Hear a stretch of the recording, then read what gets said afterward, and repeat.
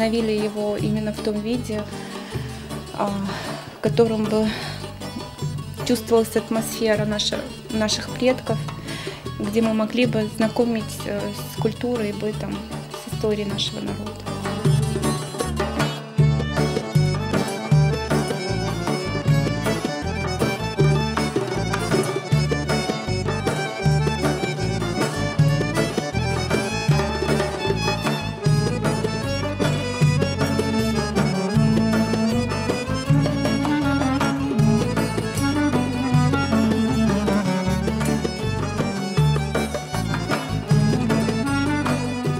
Совсем недавний подарок, сделанный нам, это старинная марама, которую сохранили 3 поколения женщин, которые передавали от прабабушки и до внучки. Она вышита вручную и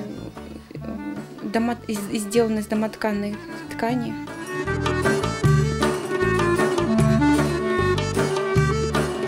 Очень понравилось настроение, это свой татарский колорит. Хозяйка нас напоила очень вкусным традиционным татарским крымским кофе, угостила вкусными сладостями, которые сама приготовила, и рассказала, в принципе, историю этого дома, историю традиций татарского народа. Очень все интересно. Я, например, первый раз был в татарском доме, мне очень понравилось кофе, понравилась обстановка в доме. Понравилась хозяйка, все очень было интересно. Я даже заметил очень красивые ручные ножки, такие, знаете, туфельки. Они очень мне понравились, очень красивые. Хочу себе такие.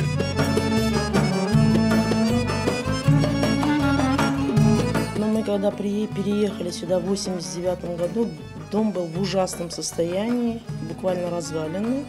И мой отец, зная архитектуру, зная тонкости строительства, он стал реставрировать этот дом. Ну и вот так вот в течение этих почти 30 лет стараемся сохранить дом.